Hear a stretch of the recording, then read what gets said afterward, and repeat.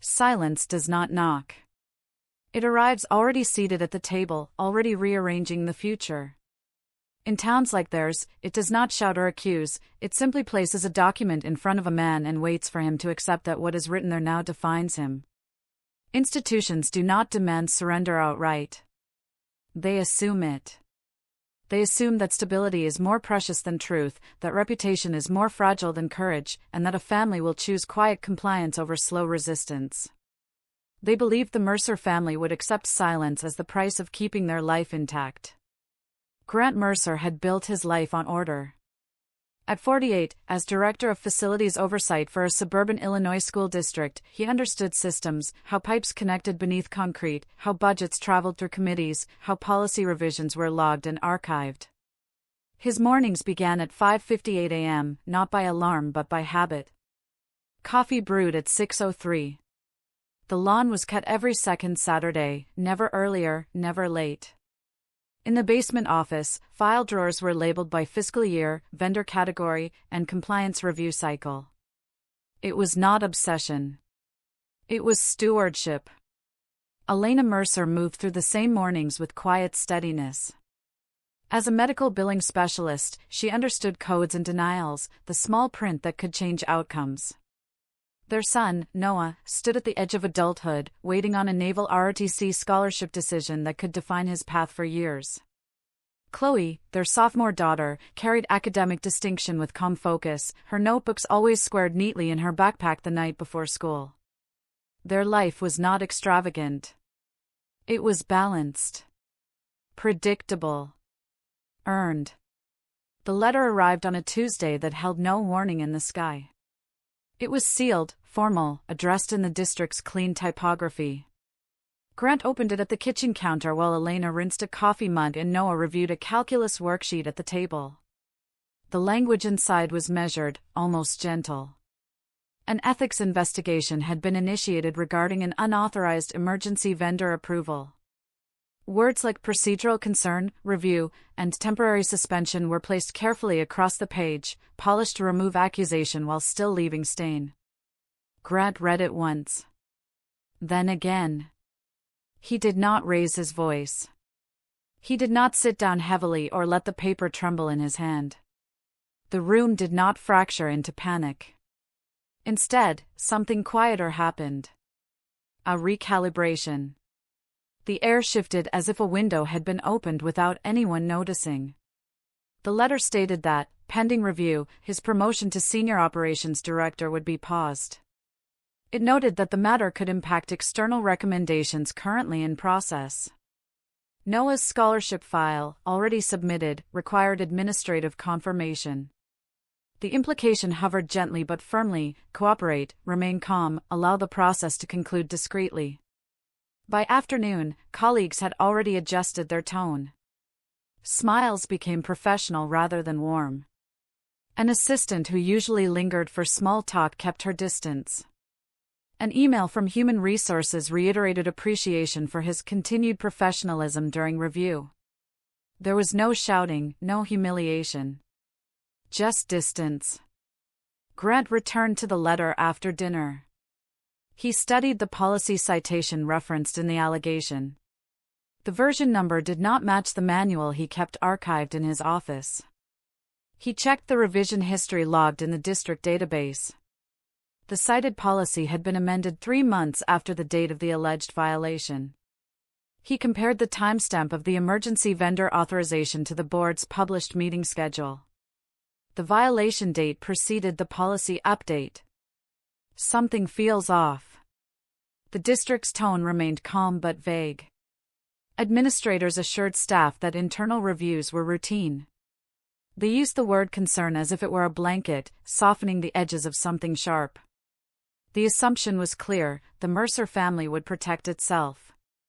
Grant would sign whatever acknowledgement was required, accept mediation, allow the narrative to conclude quietly. Silence would preserve Noah's future. Silence would prevent Chloe from hearing whispers in the hallway. Silence would keep Elena from answering questions she did not deserve. Grant did not argue. He did not send defensive emails. He did not draft public statements. He opened the procurement database instead. The vendor contract in question was marked Emergency Authorization. He pulled weather records for that week, archived publicly, time-stamped by the National Weather Service. There had been no storm, no flood, no structural hazard requiring immediate bypass of competitive bidding. The grounds had been dry. The drainage logs recorded normal function. There was no documented crisis. He printed both documents and placed them side by side on his desk, the emergency designation and the week's weather report. He traced the time stamp on the vendor approval form. 2:41 p.m. The silence around him deepened, not with fear but with clarity. If there had been no emergency, no storm, no rupture, no hazard, then the emergency procurement clause should never have been triggered. And if it was triggered anyway, someone needed it to be. If there was no emergency, why was the emergency procurement clause activated at exactly 2:41 p.m.? The first story written down often becomes permanent, unless someone reads the margins. In institutions built on documentation, permanence begins with phrasing. It begins with neutral language that feels responsible and contained.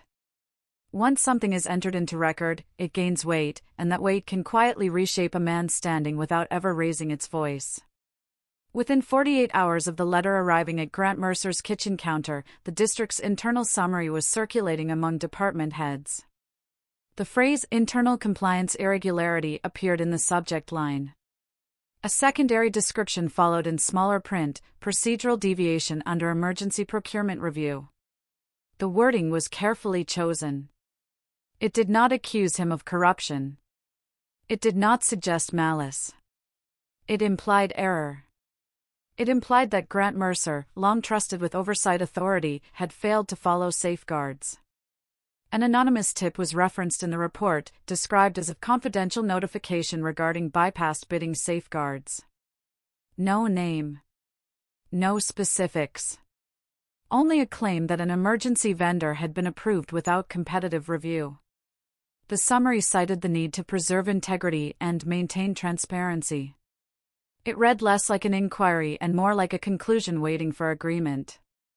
Human Resources added a subtle layer. A line about prior informal concerns appeared in the internal memo. There had been no formal reprimand in Grant's file, no documented warning, yet the suggestion of past irregularities lingered like a shadow. It did not need to be proven. It only needed to exist on paper. The social temperature shifted with quiet precision. Conversations that once lingered near Grant's office doorway shortened. Colleagues who had relied on his comm expertise began copying additional supervisors into routine emails. A facilities coordinator who once deferred to him for final approval now waited for written confirmation from the superintendent's office. No one confronted him directly. No one accused him aloud. The adjustment was almost courteous. At home, the shift moved more slowly but carried deeper weight. Noah received a courteous email from his Naval ROTC Scholarship Liaison requesting administrative clarification before final review. The message was professional and measured, but it implied delay. Opportunities at that level moved on timelines that did not pause for local disputes. Elena read the email twice, then closed her laptop with deliberate gentleness. She had worked long enough in medical billing to recognize containment strategy when she saw it. The district was not attacking her husband. It was stabilizing itself. Grant did not argue. He did not draft rebuttals. He did not send emotional messages demanding fairness. Instead, he requested documentation. Vendor registration records were his first request, submitted through formal channels without commentary. He followed with a request for executive session minutes from the board meeting in question. Finally, he asked for maintenance logs for the administrative wing covering the same week as the alleged emergency procurement. His tone remained steady, professional, patient. He placed each response in a growing folder on his desk at home. The margins began to speak. The anonymous complaint had been filed 2 days after the executive session vote authorizing the vendor contract. The sequence was subtle but significant. Concern had followed action, not preceded it. The executive session minutes, when finally uploaded to the district's portal, bore a timestamp 10 days later than the meeting itself. The delay was explained as clerical backlog, yet the metadata showed the document had been edited twice before publication. The attendance sheet attached to the minutes presented another quiet discrepancy. An initial version listed 4 board members present. A subsequent upload reflected 5. The overwritten line was not visibly altered, but the digital archive captured a revision history. Grant did not assume intent. He simply logged the differences. Vendor registration records arrived last. The company approved under emergency status had been incorporated 4 months earlier. Its mailing address corresponded to a commercial mailbox service on the outskirts of town. Further cross-referencing revealed that the treasurer of the school board shared a familial connection to an individual registered at the same address. It was not proof of wrongdoing. It was proximity. Enough to require explanation. Through it all, Grant remained quiet. Silence settled into the Mercer household not as fear but as discipline. Elena continued her billing shifts, her voice steady on insurance calls. Noah trained before school, focused on physical readiness even as uncertainty hovered. Chloe sensed tension but saw no collapse. Her father still trimmed the lawn on schedule. He still filed documents by year. He did not perform outrage. He did not allow indignation to become spectacle. The district's narrative continued to harden. Staff were reminded to avoid speculation. Emails referenced the importance of unity during review.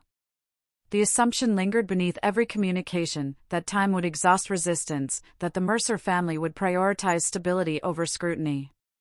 Grant chose the long game. He understood that emotion could cloud perception and that accusations could invite defensiveness rather than clarity.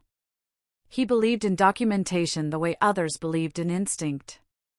No emotional dumping. No defensive press statements. Only records. When the maintenance logs arrived, they were brief and routine at first glance. HVAC checks. Electrical inspections. Conference room usage schedules. Then one entry aligned with the date of the executive session, a manual system override in the administrative conference wing at 2:38 p.m. The note indicated temporary deactivation of the security camera inside the boardroom for maintenance recalibration. Grant cross-referenced the building access permissions. Only one administrator held override clearance for that camera system. Maintenance logs revealed the conference room security camera had been manually disabled during the executive session, and only one administrator had override clearance. Silence becomes dangerous when it is misread as weakness. In rooms where reputations are negotiated and conclusions are drafted before evidence is examined, a quiet man is often assumed to be a compliant one. The district had begun to treat Grant Mercer's restraint as fatigue. They mistook his lack of public outrage for acceptance. What they did not understand was that Grant had spent most of his adult life studying systems that only revealed their truth under pressure. Before he ever stepped into a school district office, Grant had served as an Army logistics coordinator. He had learned early that errors were rarely dramatic. They appeared in decimals, in shipment logs, in approval stamps that arrived minutes too early or signatures that did not align with movement records. Precision was not preference, it was protection. A supply chain could falter on a single overlooked timestamp. Accountability was not enforced by volume but by verification. That discipline followed him home. In the basement of the Mercer house, behind shelves of archived binders and labeled storage boxes, Grant maintained a personal record system that mirrored his professional one. Financial statements were filed by quarter. Home improvement warranties were clipped and dated. Even routine correspondence was scanned and categorized. It was not obsession. It was clarity. After the maintenance logs revealed the manual camera override during the executive session, Grant did not storm into the superintendent's office. He did not send an accusatory message to the school board treasurer.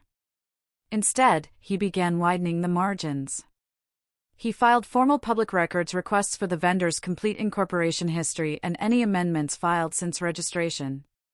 He requested annual conflict of interest disclosures from each board member for the previous 3 fiscal years. He contacted the district's insurance carrier to confirm whether any emergency claim had been submitted in connection with the vendor's services.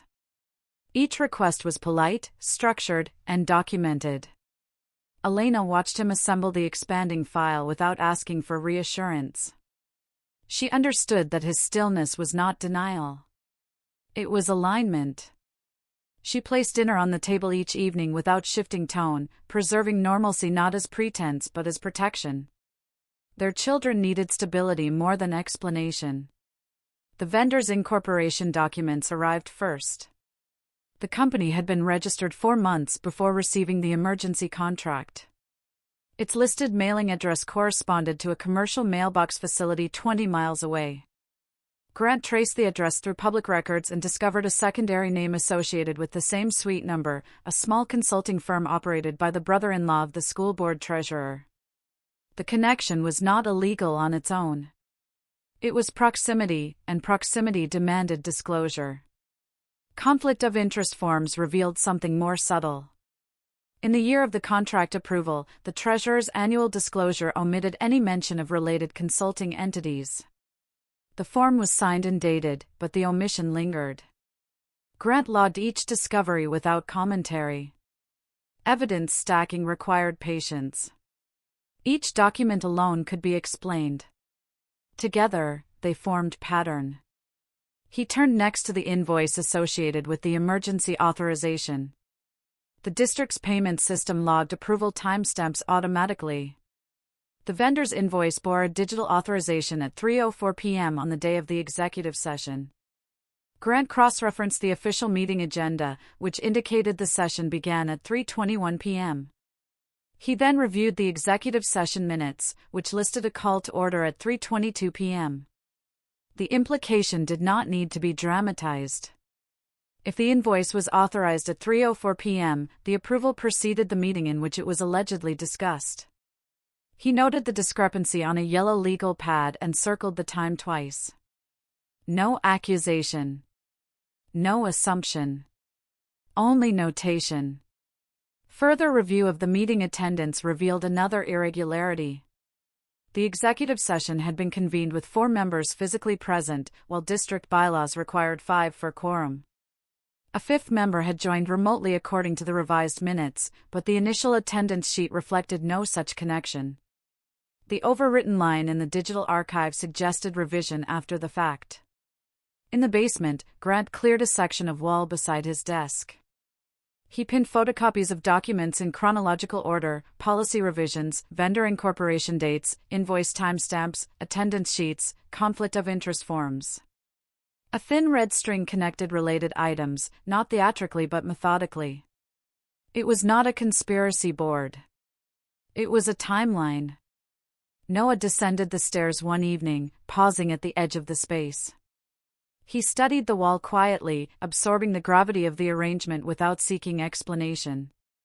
Grant sensed his son's presence but did not narrate the findings.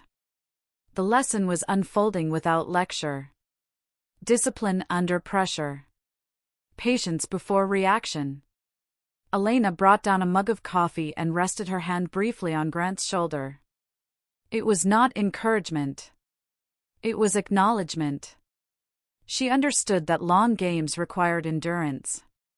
The evidence did not yet prove intent. It did not need to. It demonstrated inconsistency. And inconsistency, when documented, resists erasure. Grant returned to the invoice, studying the metadata embedded in the digital file. The authorization timestamp was not merely earlier than the meeting. It was 17 minutes earlier. The invoice approval timestamp showed authorization 17 minutes before the meeting officially began. Institutions protect their structure before they protect the truth. Buildings, budgets, committees, public image, these become the first priorities when pressure begins to rise. The story told to the public remains smooth, balanced, professionally worded. Beneath it, however, foundations shift. Grant Mercer understood structures in ways most administrators never needed to. He knew that what stood above ground depended entirely on what had been poured below it, and he had begun to suspect that the real story of his accusation was not in the letter sent to his home, but in the systems it was meant to conceal. The invoice timestamp anomaly had cracked open a timeline, but timelines needed context. Grant widened his scope beyond procurement forms and meeting minutes and turned toward the district's capital improvement budget. Over several evenings in the basement office, he traced line items through quarterly reports, comparing original allocations against mid-year adjustments. One reallocation stood out: a drainage renovation project behind the administrative wing, approved within days of the executive session in question. The vendor assigned to the drainage project was the same company connected to the emergency procurement clause. The project description was brief: stormwater system recalibration and pump assessment, language that implied urgency without specifying damage. Grant retrieved weather archives for the district during that week. No severe storms had been recorded. No flooding alerts had been issued. Rainfall totals remained within seasonal averages. The grounds crew maintenance log listed routine mowing and irrigation checks. There had been no emergency. Yet an insurance adjustment request had been filed that same week, citing preventative mitigation. The phrasing was careful. Not disaster recovery. Not damage repair. Preventative mitigation. The filing did not request a payout, it notified the carrier of structural work under emergency classification. It was procedural, but its timing aligned precisely with the vendor's invoice.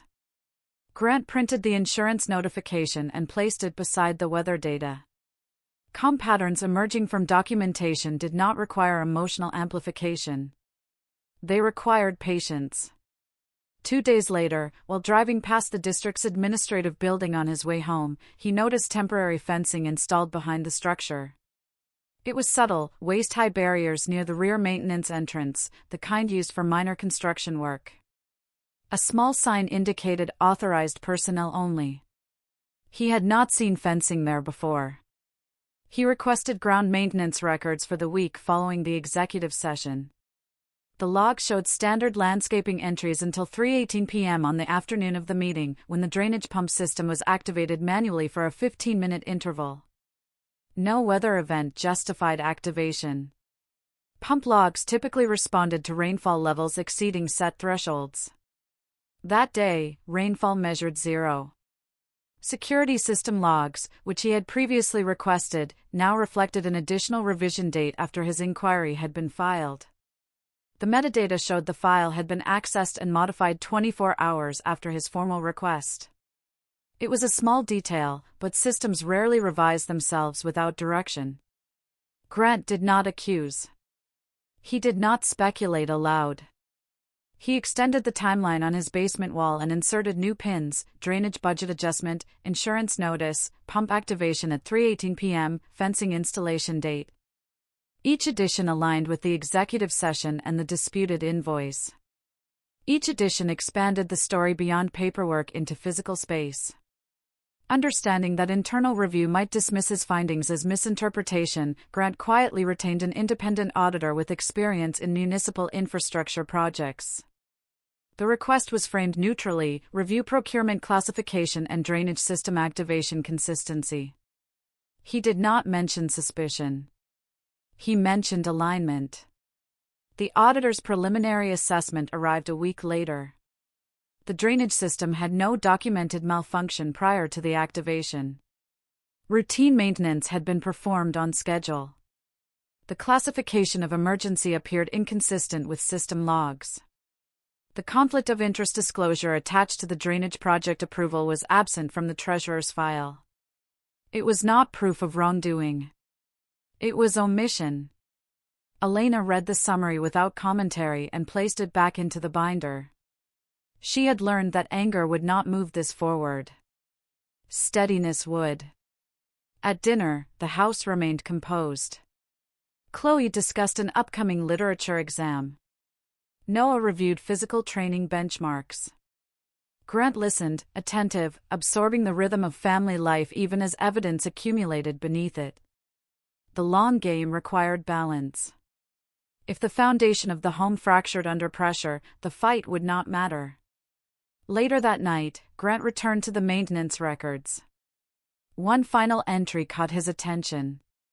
2 days after the executive session, a notation recorded soil leveling and surface restoration behind the administrative wing.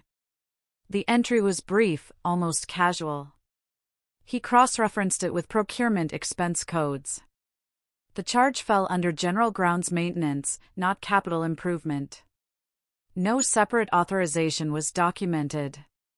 He drove by the building again the following afternoon. The temporary fencing had been removed. The ground behind the maintenance entrance appeared freshly leveled, darker in tone than the surrounding soil. It could have been routine landscaping. It could have been nothing. Grant returned home and pinned the maintenance record to the board.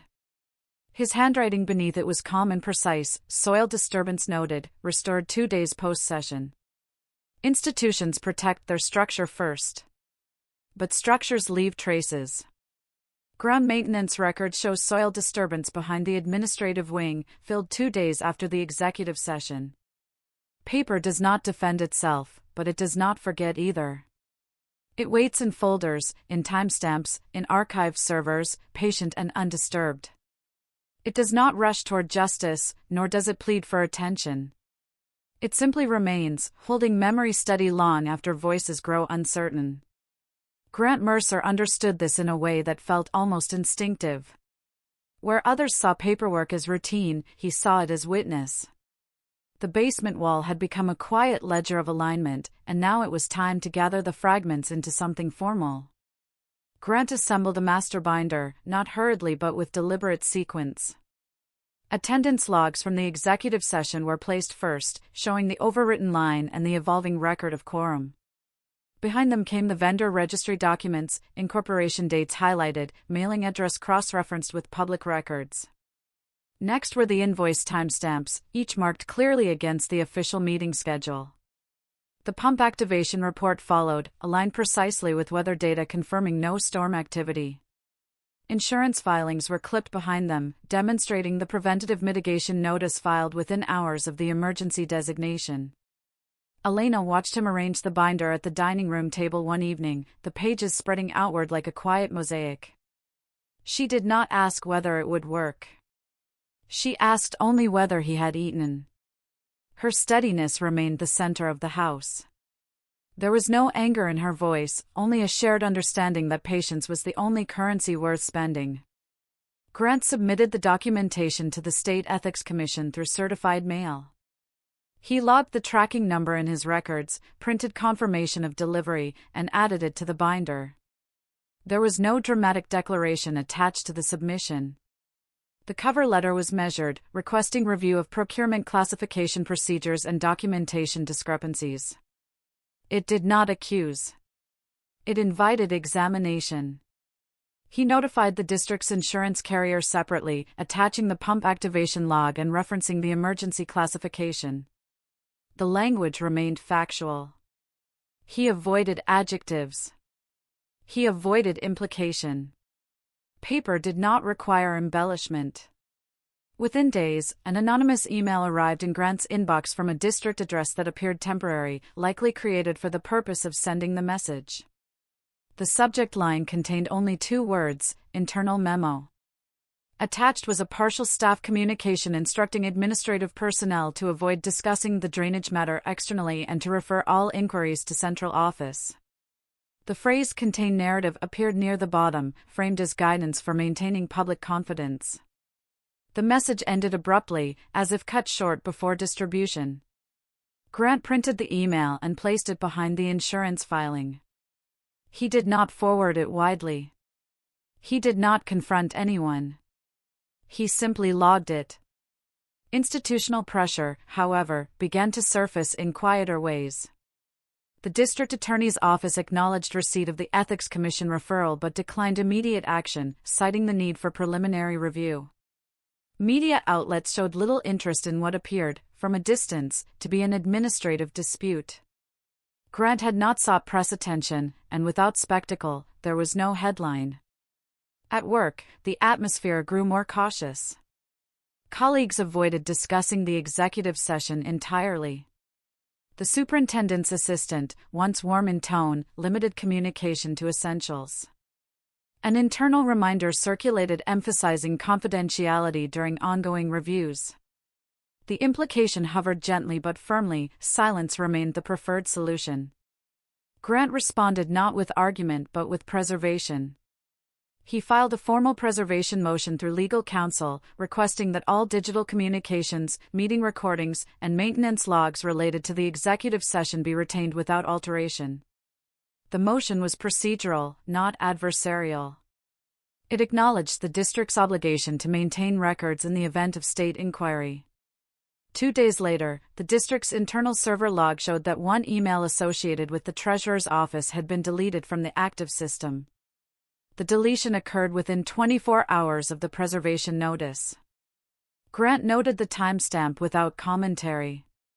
Law enforcement, informed of the ethics referral, quietly reclassified the matter from a routine compliance review to a procurement irregularity inquiry.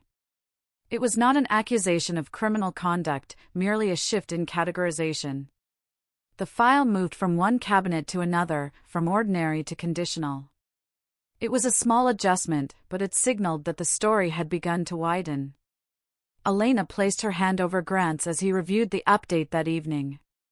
There was no triumph in the gesture. Only shared steadiness. They both understood that momentum in systems like these did not arrive in dramatic waves. It accumulated in increments. Grant returned to the deleted email notation and cross-referenced the district's technology policy. He knew from prior infrastructure upgrades that the district used a third-party cloud archiving system for redundancy. Active server deletions did not erase archived backups automatically. Most administrators forgot that. Paper does not panic, and neither do backups. The deleted email still exists in the district's third-party cloud backup archive. Institutions rely on memory. Systems rely on backups. Memory can soften details, reshape intention, and blur sequence until doubt becomes fatigue. Backups do not soften. They preserve what was said, when it was said, and in what order it unfolded. Grant Mercer understood that distinction instinctively. The deletion of an internal email had not startled him, it had clarified his next step.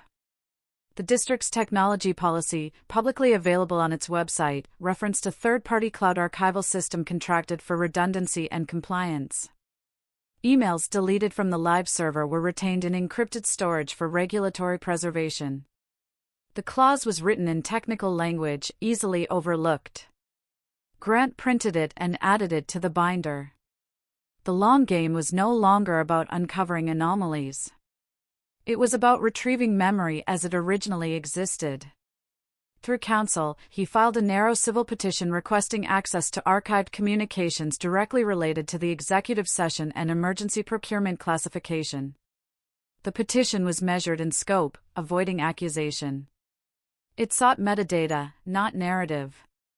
The request moved slowly, passing through procedural review before authorization. Grant did not push. He understood that patience signaled credibility. Weeks passed with quiet regularity at home. Noah continued physical training, determined not to let uncertainty define his discipline. Chloe prepared for midterms, her concentration unwavering. Elena maintained her steady presence, ensuring that dinner conversations revolved around normal rhythms rather than legal developments. Grant allowed the case to progress without letting it consume the house. When authorization arrived for limited retrieval of archived data, it came with conditions: only communications within defined time parameters, only metadata and attachments relevant to procurement procedures. The retrieval process was conducted by a neutral compliance technician under court supervision. Grant did not attend the extraction, he waited for the summary report. The archived metadata told its story plainly. The deleted email referencing contained narrative had been sent from the treasurer's office to 3 administrators 32 minutes before the executive session was formally called to order. The language emphasized urgency and coordination. It suggested alignment before discussion. More significant was the preserved audio file attached to the executive session record. The district system automatically archived audio backups even when video feeds were disabled. The original recording, lasting 14 minutes, had not appeared in the published minutes. It had been stored separately. The audio confirmed sequence without commentary. The vendor's name was introduced early, before any formal motion was entered into record. The treasurer's voice recommended emergency classification citing anticipated mitigation requirements. There was no recorded vote authorizing emergency status prior to invoice timestamp approval. The tone throughout remained professional, procedural, measured. No one raised a voice. No one appeared hurried. Yet the order of operations diverged from policy. The recording cut abruptly at the 13-minute mark. No adjournment. No closing notation. The metadata showed manual interruption. Grant read the compliance summary slowly, not with triumph but with gravity. The evidence did not humiliate. It clarified. Within days of the archival findings being shared with the State Ethics Commission, the vendor contract was formally suspended pending review. The language of the suspension remained careful, temporary administrative hold. The treasurer submitted a resignation letter that same week, citing personal reasons and the desire to prevent distraction from district operations. The superintendent acknowledged the resignation with measured appreciation for years of service. The audit widened beyond the single drainage project. Procurement files from the previous 18 months were flagged for re-examination. Grant's ethics complaint was not yet dismissed, but it no longer defined the narrative. It had become one thread within a larger review. Throughout the shift, Grant remained silent. He did not attend board meetings seeking vindication. He did not grant interviews. He did not allow frustration to convert into spectacle. Elena observed his composure with quiet admiration. There was no visible celebration in their home, only relief that documentation had spoken clearly enough to move the system forward. Noah received word that his scholarship review would proceed without administrative hold. The liaison referenced clarified district status. It was a small sentence, but it carried restoration. Chloe noticed that hallway conversations at school had grown less pointed, less speculative. Stability returned not dramatically but gradually. Grant returned to his basement office and adjusted the timeline on the wall. He removed no documents. He simply added the archival summary at the center, connecting the audio confirmation to the invoice timestamp and attendance discrepancy. Systems, when examined carefully, often corrected themselves. He did not feel triumph. He felt something quieter, grace extended through process. The men and women involved in the executive session were not caricatures of corruption. They were administrators who had allowed urgency to override procedure, perhaps believing expediency justified deviation. Grant carried no desire to shame them. He wanted only alignment. Yet as the state audit deepened, another pattern surfaced. The procurement review identified 2 additional contracts approved under identical emergency exemptions during periods with no documented emergencies. The timestamps aligned similarly with executive session schedules. Audit review identifies 2 additional contracts processed under identical emergency exemptions.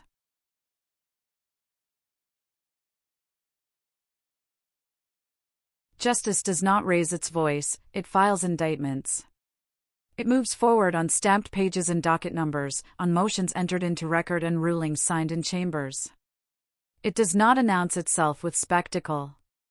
It unfolds in sequence, deliberate and public, carrying both consequence and restraint.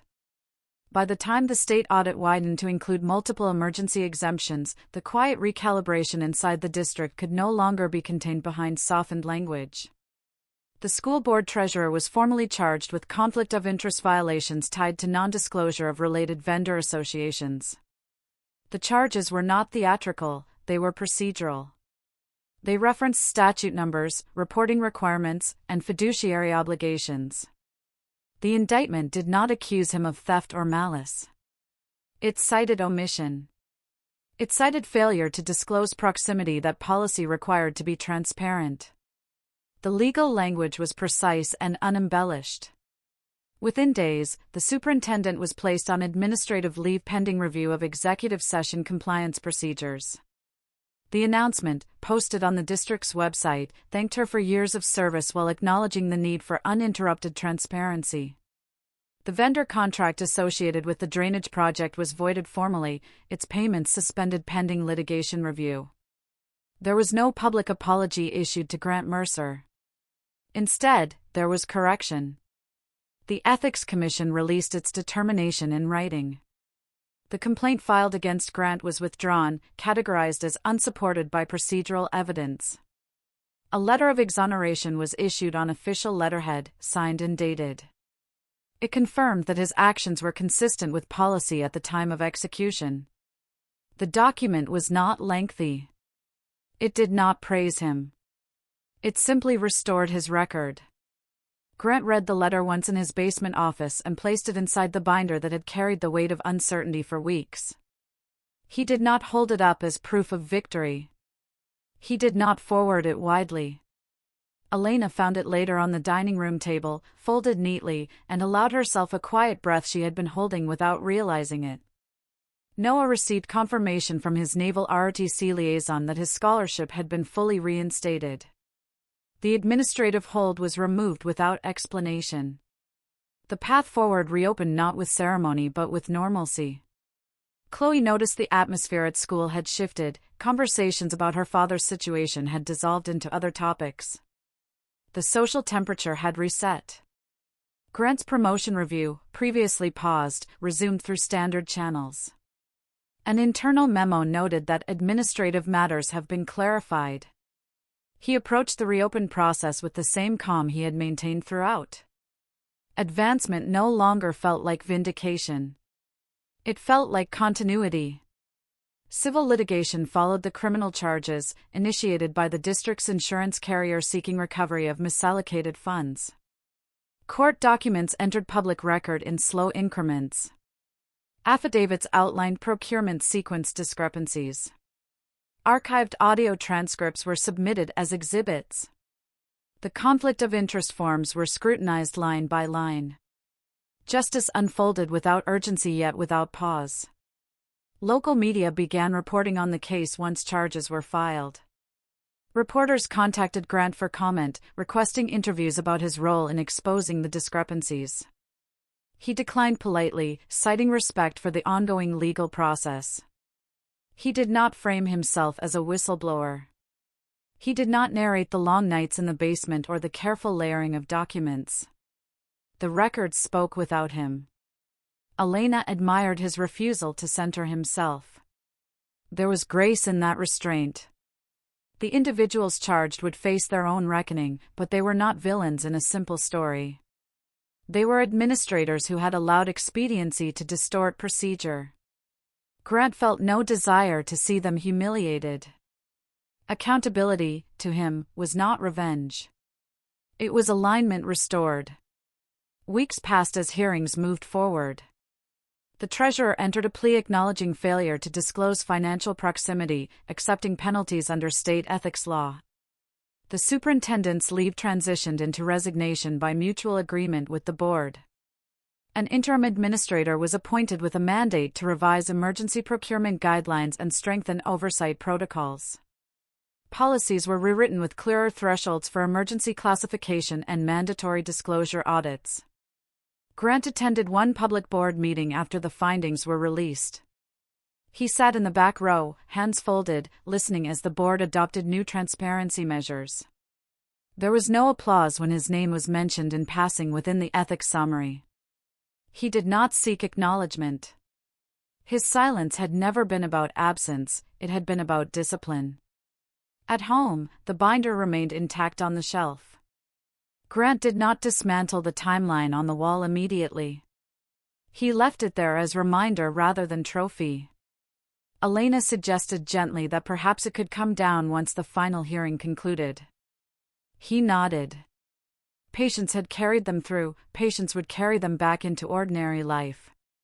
The community slowly recalibrated. Neighbors who had once avoided eye contact returned to familiar greetings. The rhythm of suburban normalcy resumed. The Mercer family had not been restored through spectacle but through process. Yet as the legal dust settled and the district restructured its oversight, one quiet thread lingered unresolved. The original ethics complaint that had initiated the investigation against Grant had been filed anonymously. Its source had not been publicly identified. The system had corrected itself, but the origin of the first accusation remained hidden within the record. But one question remains unresolved: who initiated the complaint against Grant in the first place? Silence can cost a family everything, or protect them, if it is strategic. The difference lies not in how quiet a person remains, but in what that quiet is building beneath the surface. For months, the Mercer family had lived inside that distinction. Now, as the legal proceedings settled into public record and the district structure began reshaping itself, the meaning of their restraint became visible not through celebration, but through reform. The state announced the formation of an independent oversight committee tasked with reviewing emergency procurement classifications across all public districts in the region. Its mandate was procedural, not punitive.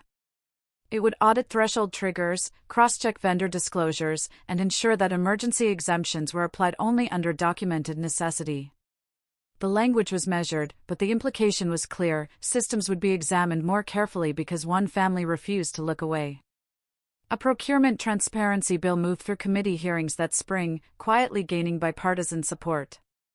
The legislation required mandatory conflict of interest disclosures to be digitally cross-referenced with vendor registration databases before contract approval. It also enforced uniform cloud archiving standards statewide, preventing local deletion from erasing archived records. The reforms did not carry Grant Mercer's name. They did not reference the Mercer family at all. Yet their existence traced back to a moment when silence had not meant surrender. The school board itself experienced turnover during the next election cycle. New members campaigned on promises of clarity and procedural discipline. Ethics training became mandatory for administrative staff, with annual refreshers logged and published publicly. It was not revolution. It was recalibration. Through it all, Grant did not reposition himself as a symbol. He returned to routine with the same steadiness that had defined him before the letter arrived. The lawn was trimmed on schedule.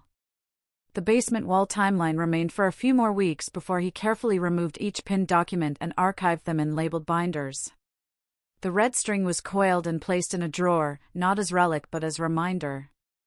Coffee brewed at 6:12 each morning. The house regained its familiar rhythm. Elena noticed the shift not in grand gestures but in small absences: the absence of tension in Grant's shoulders, the absence of midnight review sessions at the dining table. Stability returned softly, like light through curtains at dawn. Noah departed for his ROTC training in late summer. The morning he left, the driveway held no dramatic speeches, only quiet pride. Grant gripped his son's shoulder with a steadiness that communicated more than words could. The scholarship letter that had once felt uncertain now rested folded in Noah's bag, secured through persistence rather than protest. Chloe's academic path remained uninterrupted. Her focus had never faltered, but the clearing of her father's name removed an invisible weight she had carried silently. She moved into the new school year without whispers trailing her steps. The halls felt neutral again. There was no celebration dinner marking the end of the investigation. No public vindication ceremony. The Mercer family understood that what had happened was not triumph over enemies but restoration of alignment. Grant carried no appetite for vengeance. The treasurer's legal consequences had unfolded through court procedure. The superintendent's resignation had closed one chapter without spectacle. The system had corrected itself not because it was forced by outrage, but because documentation left no room for denial. In the quiet of his office one evening, Grant opened the binder one final time. He flipped through attendance logs, invoice timestamps, pump activation reports, and archived audio summaries. Each document represented patience. Each page represented a refusal to let assumption define truth. He closed the binder gently and placed it on the highest shelf. Silence, he understood now, was not empty. It was disciplined. It was strategic when anchored in evidence and sustained by integrity. Institutions may rely on fatigue, but systems built on record cannot outrun consistency. Elena stood at the doorway watching him return the binder to its place. There was gratitude in her expression, not only for the outcome but for the manner in which it had been achieved.